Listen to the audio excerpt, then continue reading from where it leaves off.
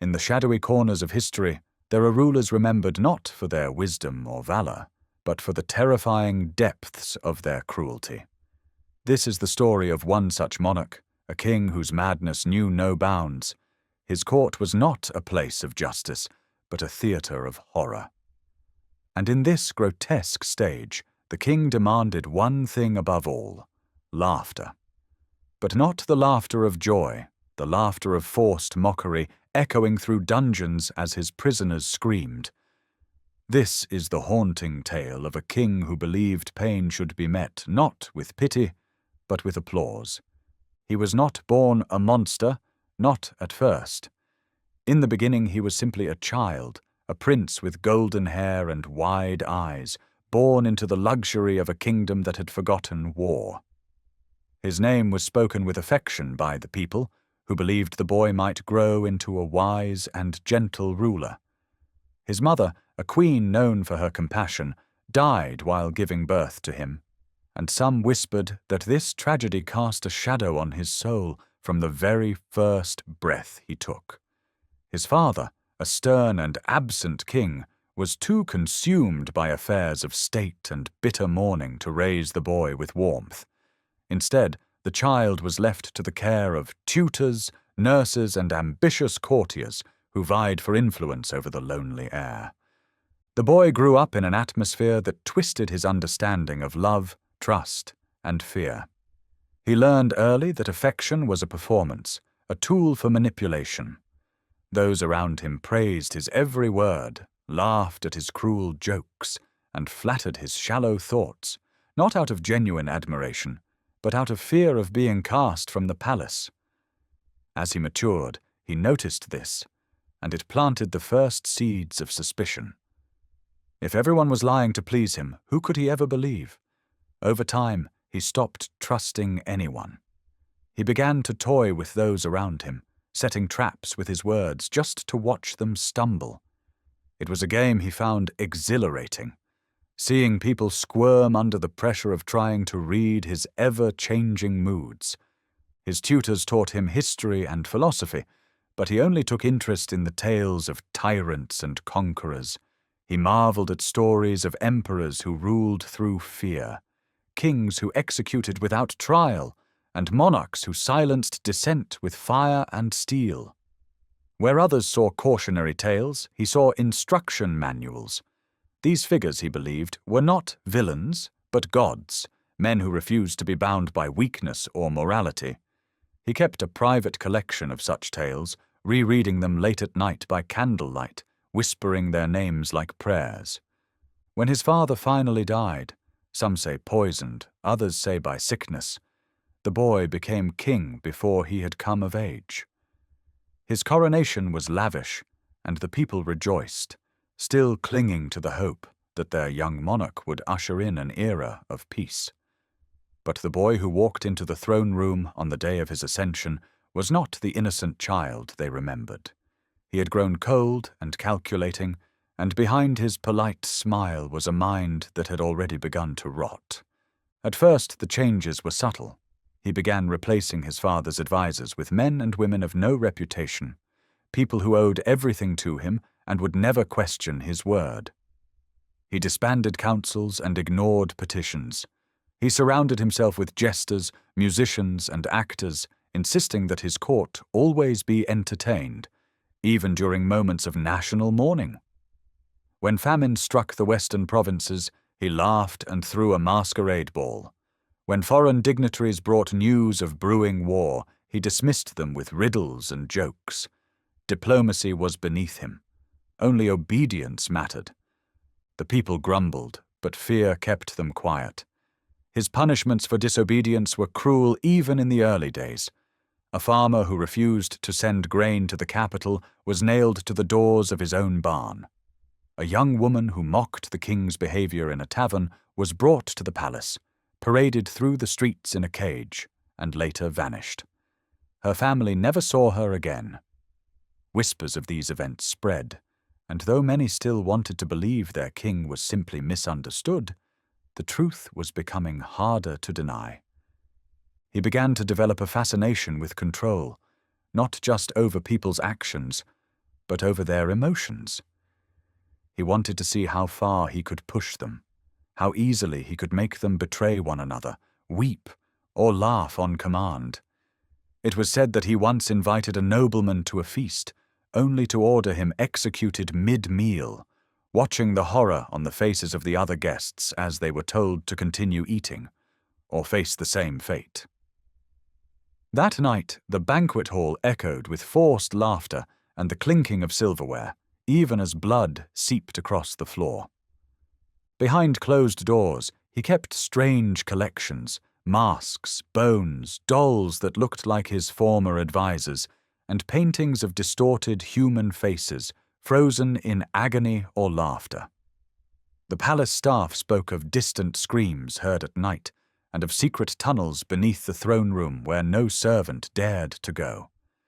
He began experimenting with pain and performance, using his prisoners not as criminals, but as actors in a theater of suffering. Every punishment became a scene, every scream a line in his twisted play. But none of this happened overnight. It all began in the slow decay of a child who never learned love, never received truth, and never knew humility.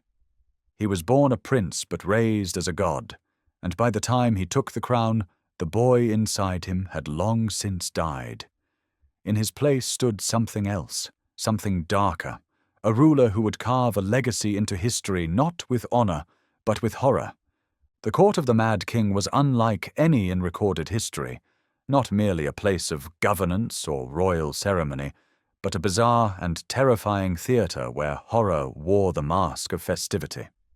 From the moment one stepped through the palace gates, it became clear that this was not a kingdom ruled by logic or law, but by the ever-changing whims of a man who had surrendered fully to madness. He renamed the throne room the Grand Stage, and every morning, before the matters of state were even discussed, a performance had to be given. Dancers, jugglers, acrobats, and musicians were summoned, not to entertain the people, but to please the king's insatiable craving for distraction. However, the joy was never sincere. Everyone in that room, from the highest noble to the lowest servant, knew they were dancing on the edge of a knife. One wrong step, one misplaced word, one poorly timed smile, and they might find themselves thrown into the dungeons, never to be seen again. The king, increasingly disinterested in reality, began crafting his own world. He would assign roles to his courtiers, declaring that one was now a royal fool of sorrows, another the minister of laughter, another the weeper of the West. No one was allowed to refuse. These titles came with costumes, duties, and sometimes absurd rituals. The minister of laughter, for example, was tasked with initiating laughter during public executions or torture sessions, ensuring that the entire court joined in, regardless of their personal feelings. If anyone failed to laugh loudly enough, they were punished. Sometimes flogged, sometimes humiliated in front of the court. On darker days, they joined the condemned. He believed that laughter was the highest form of power, not the joyous, free laughter of children or lovers, but the cold, artificial laughter that rises from fear. He once said, "If a man can laugh while another screams, then he is the true master." And so he made it law. Laughter was no longer a response to humor, it was an obligation.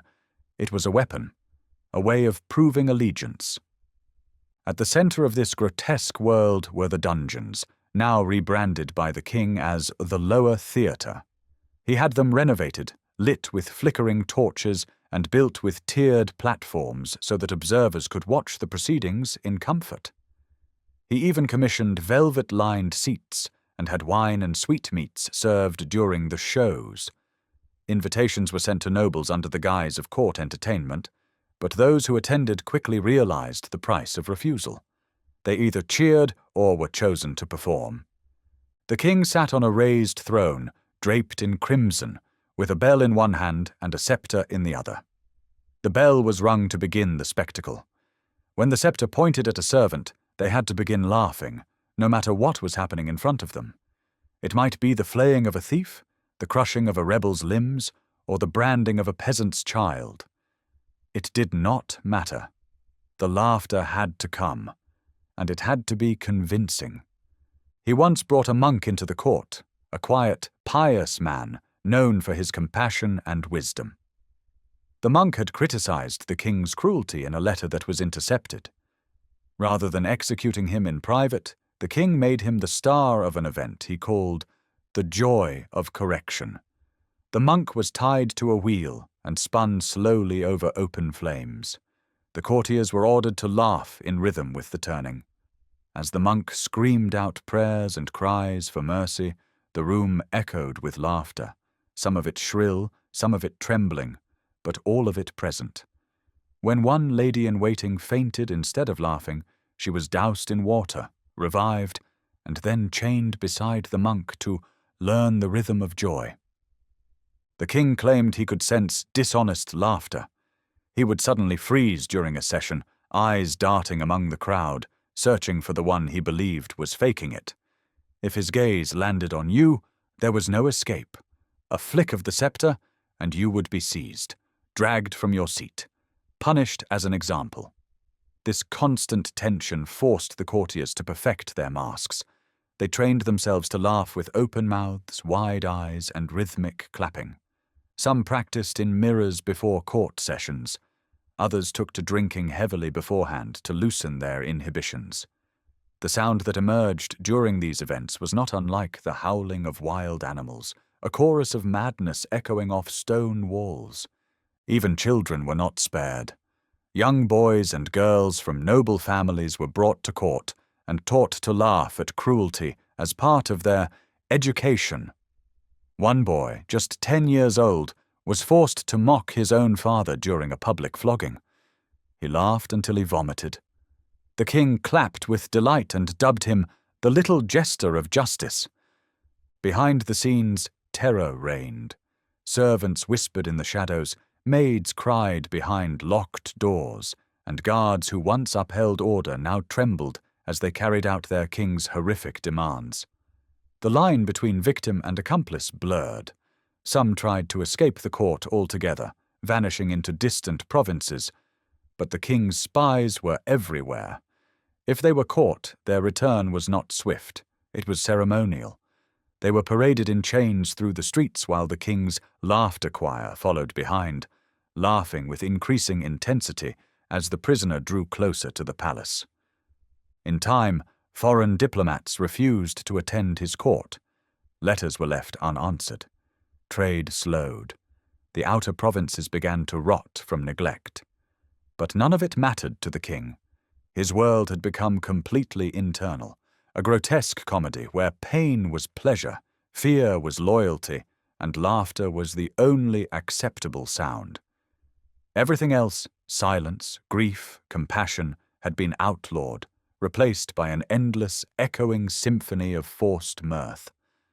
And at the center of it all sat the mad king, smiling contentedly, believing that he had created not a kingdom of horrors, but a kingdom of joy.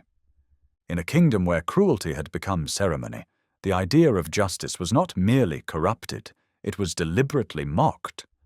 What had once been the solemn task of weighing truth and consequence became, under the mad king's rule, a form of dark performance art. There were no more trials in the traditional sense. There were no judges, no defense, no appeals. The courtroom was replaced by a stage, the verdict already scripted before the accused even arrived. The king called these proceedings the Great Laughing Sessions, and they were held in a hall specifically remodeled for the purpose. A grand space lined with torchlight and grotesque sculptures of contorted faces, mouths wide open in agony or twisted in permanent laughter. The ceiling was painted with murals of angels laughing over the suffering of men, a grotesque inversion of justice and divinity. At the center of the room was a circular platform, raised like a stage in a theater, where the accused would stand beneath a spotlight while the courtiers took their seats, wine glasses in hand, eyes gleaming with fear and fascination. The process always began the same way. The accused was brought in, sometimes bound, sometimes forced to dance or sing as a mockery of their dignity. They were dressed in theatrical costumes chosen by the king himself. A thief might wear a crown and be called Your Majesty the Rat, while a suspected conspirator might be dressed as a jester with bells sewn to their limbs, each movement punctuated by jingles that made their fear sound festive. The king would sit upon his elevated throne, shaded beneath a crimson canopy embroidered with golden laughing faces. He held in his hands two items, a marionette representing justice and a mask carved with an enormous grin. At the beginning of the session, he would lower the marionette and announce, "Today, the strings of justice shall dance." The audience would erupt into obligatory laughter, and the charade would begin. The accusations were read aloud not by a judge, but by the king's master of comedy, a court official chosen not for his knowledge of law, but for his flair in theatrical delivery. He would shout the charges in rhyming verse or sing them to the tune of old folk songs. Sometimes he would turn the accusations into riddles or absurd tongue twisters that the accused was forced to repeat while the court jeered. "Speak clearly," the king would demand, "or we'll add speaking improperly to your list of crimes." Evidence, when presented at all, was fabricated or exaggerated to such an extreme that it lost all meaning. A baker accused of treason might be condemned on the grounds that his bread was shaped too suspiciously like the crown. A soldier might be arrested for blinking too often in the king's presence, as though trying to send secret signals. A noblewoman, once caught weeping during a performance, was accused of attempting to drown the court in sorrow, an act of emotional terrorism. The king declared. The court laughed. They always laughed, not because it was funny, but because silence had become the greatest crime of all. Then came the moment of verdict, a ritualized mockery disguised as a game. The king would call for a prop, sometimes a spinning wheel with outcomes like exile, execution, whipping, jester training, or marry a pig. Other times he would ask a child from the audience to pick from a deck of cards, each inscribed with cruel fates. The illusion of chance was carefully constructed, but the king always knew what would happen. He had already chosen the ending. The random outcome merely made it more entertaining and more terrifying for those watching. Once the punishment was announced, the final act would begin. The accused was given a chance to plead, but only if they did it in rhyme or song. If they cried or spoke plainly, the king declared them boring and ordered the punishment doubled. Sometimes the accused would try to play along, to laugh and joke in the hopes of softening their sentence. But that was the king's favorite kind of victim, those who laughed while begging for their lives. He called it true comedy. One of the most infamous performances involved a former judge who had once served loyally under the old king, a man known for his integrity and wisdom. He was accused of harboring outdated ideas of fairness. The charge itself was absurd, but the king delighted in the irony. The judge was forced to preside over his own trial, reading out the accusations against himself in a parody of judicial procedure. The king even had a gavel made of bone for the occasion. The old man complied, stoically delivering each line, refusing to beg or weep. His dignity enraged the king. After the final sentence, the king personally struck the judge with the gavel, declaring, "Justice has judged itself guilty." In the wake of such events, fear spread like a sickness. People began reporting one another for trivial offenses, hoping to escape the spotlight themselves. Paranoia gripped the court. Even silence was dangerous. Those who failed to laugh convincingly during trials were often accused of sympathizing with the enemy. One poor servant, unable to laugh after witnessing her sister's punishment, was dragged to the center of the stage and asked, "Why do your lips not sing with joy? Are they broken? Shall I fix them?" She was never seen again. Outside the palace, the public began to emulate the rituals they witnessed, believing it might protect them. Families held mock trials at home to prepare their children. Merchants wrote songs apologizing for imaginary crimes and sang them at their stalls. People carved masks of joy to wear in the streets. The kingdom had become a stage, and everyone a reluctant actor. But the king did not see madness or cruelty in this transformation. To him, it was perfection. A world where every scream was a symphony, every punishment a punchline. Where power was no longer about truth or order, but about performance.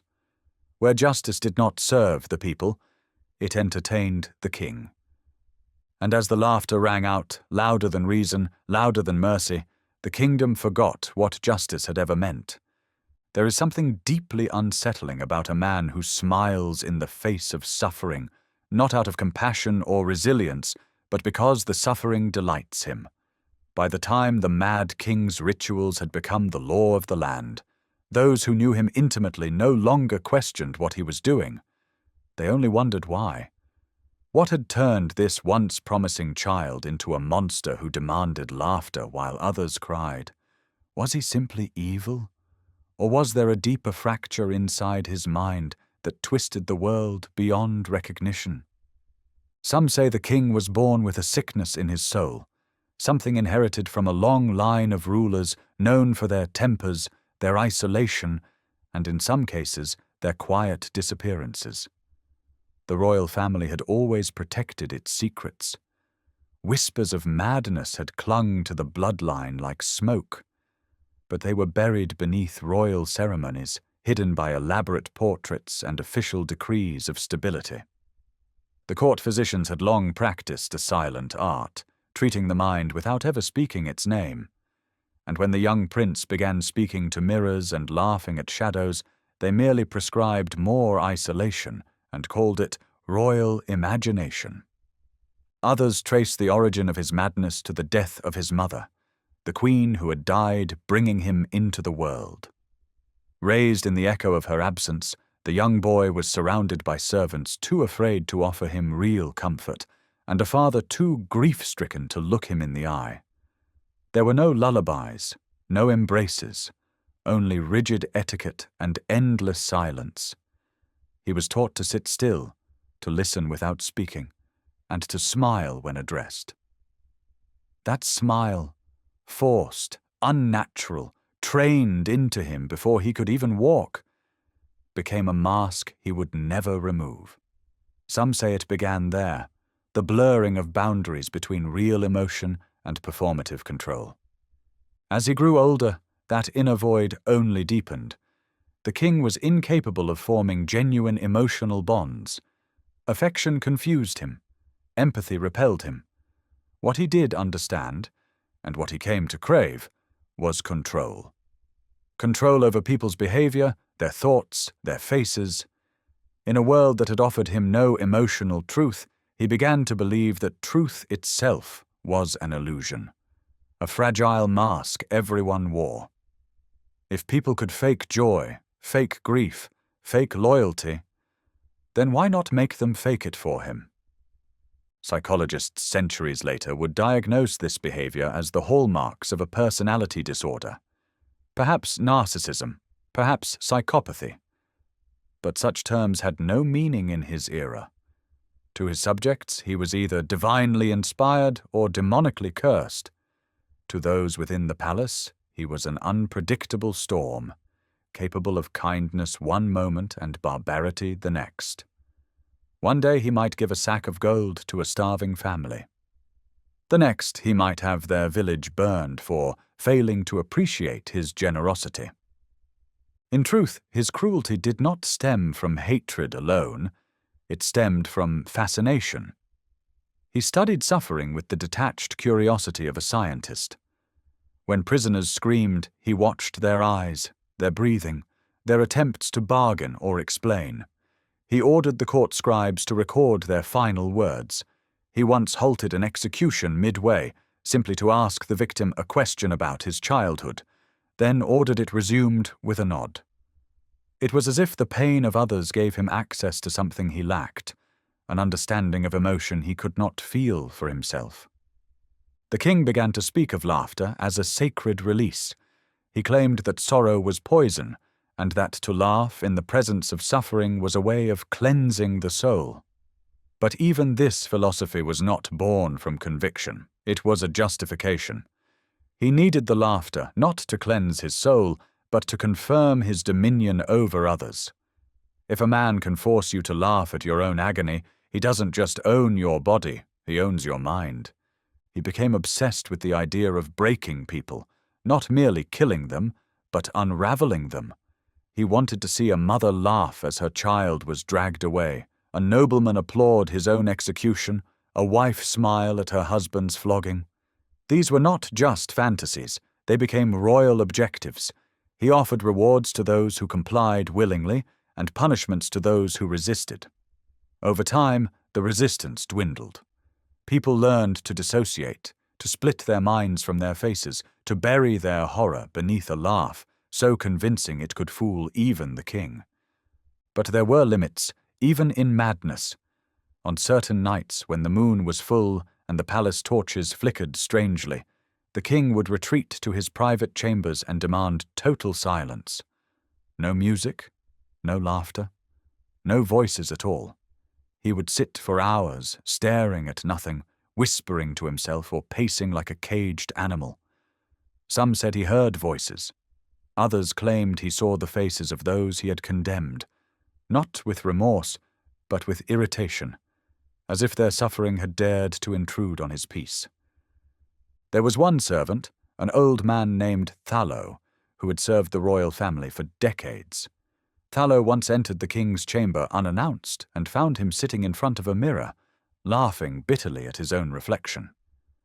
When the king noticed him, he asked, "Tell me, old man, when you laugh, do you ever feel joy?" Thallo, ever brave, answered truthfully, "Only when I forget I am here." The king was silent for a long moment. Then he nodded, not in approval, but in understanding. That night, Thallo disappeared. No one ever found his body. There is a terrible kind of clarity that sometimes comes with madness. The king understood human psychology not through compassion, but through domination. He knew what frightened people. He knew how to make them betray, beg, or break. He knew that if he controlled when they cried, when they laughed, and what they feared, he could mold them like clay.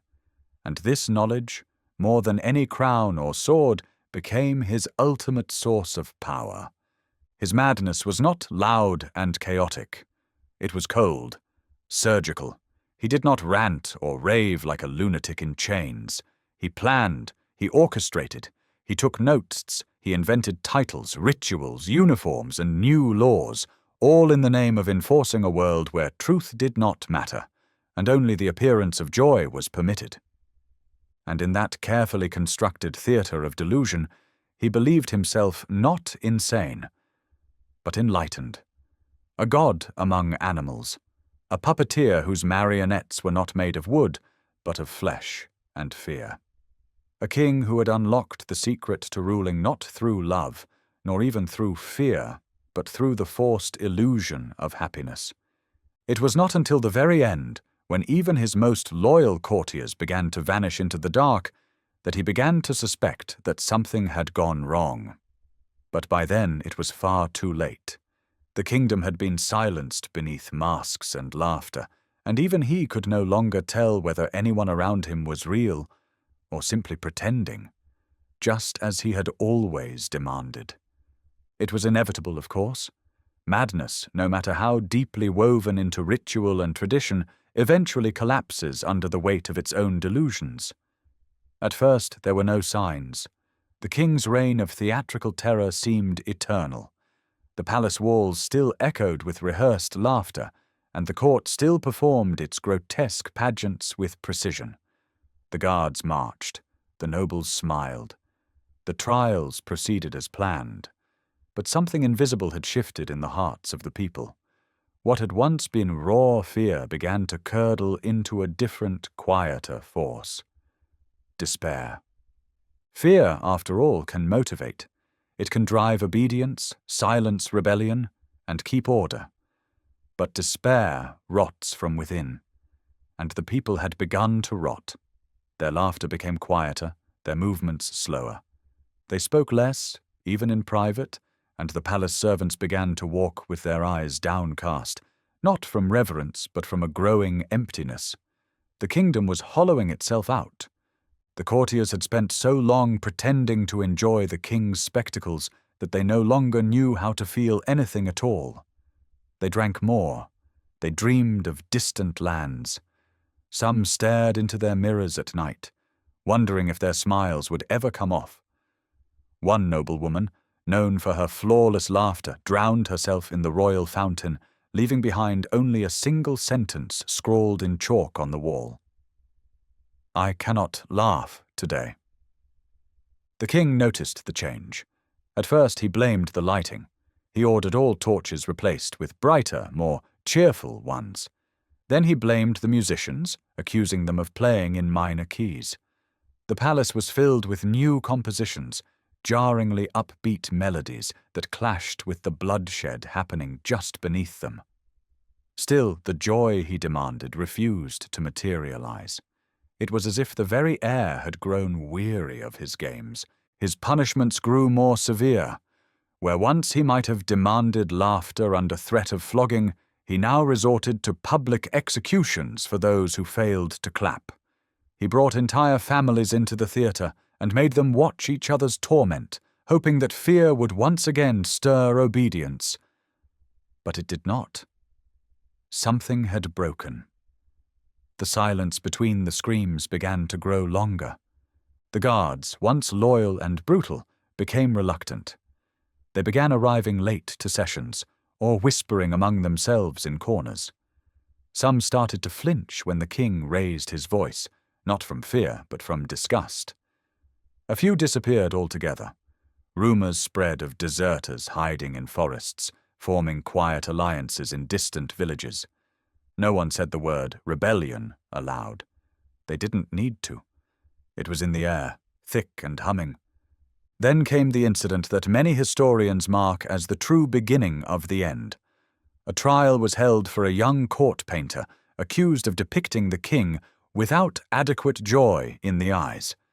The portrait in question was a flawless work of art, but it showed the king with a neutral expression, something that, under his laws, was considered treasonous. The painter was brought in, trembling but calm. When told to perform his confession, he refused. He did not cry, he did not sing, he simply stood and said, "I will not pretend." The silence that followed was deafening.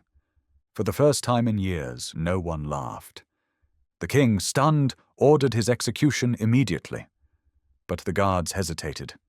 One of them, a veteran who had served since the early days, asked quietly, "Shall we wait for the jester to announce the sentence, Your Majesty?" It was sarcasm, thinly veiled, but unmistakable.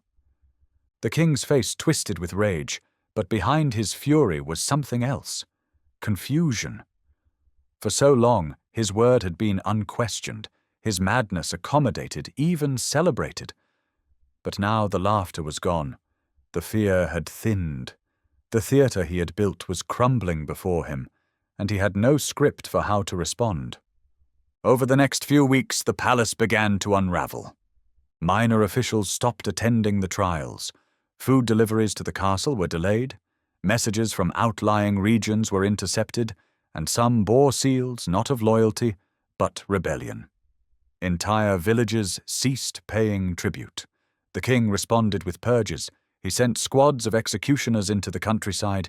He had town criers declare that laughter was sacred and sorrow would be punished by death. But it was all noise now. The people had grown too empty, too exhausted to care. Their fear had calcified into hatred, and hatred is a patient teacher. Then, one night, a servant girl named Leva, young, soft-spoken, unnoticed, smuggled a dagger into the king's personal chambers. She was caught before she could use it, but the shock was immeasurable. Never before had anyone dared to come that close to harming him. He interrogated her personally, demanding to know who had sent her, what plot she was part of, who had infected her with such madness. Her answer was simple. No one sent me. I just couldn't stand your laughter anymore." That phrase, more than any dagger, pierced the king's delusion. From that night on, he stopped appearing at court. The throne sat empty. The trials were cancelled. The music stopped. Some believed he was dead. Others whispered he had gone deeper into the palace, retreating into a private wing of mirrors and shadows. A few servants claimed they still saw him at night, pacing the hallways, muttering to himself. His laughter, once loud and theatrical, had grown thin, a quiet, broken chuckle echoing through abandoned corridors. The rebellion came not with fire and swords, but with silence. When the outer provinces rose up, they found little resistance. The guards laid down their weapons. The peasants opened the gates. Even the nobles turned their faces away. The theatre had ended. The actors had left the stage. When they finally entered the palace, they found no king. The throne room was cold. The velvet drapes hung in tatters. The portraits had been defaced, their painted smiles slashed and burned. In the lower chambers, the instruments of torture had rusted. The laughter that once filled those rooms had vanished, replaced by an eerie stillness. Only one room remained locked, the king's private chamber. When they broke it open, they found him there, sitting in the dark, facing a cracked mirror. He was laughing, softly, endlessly, as if still performing for an audience that no longer existed.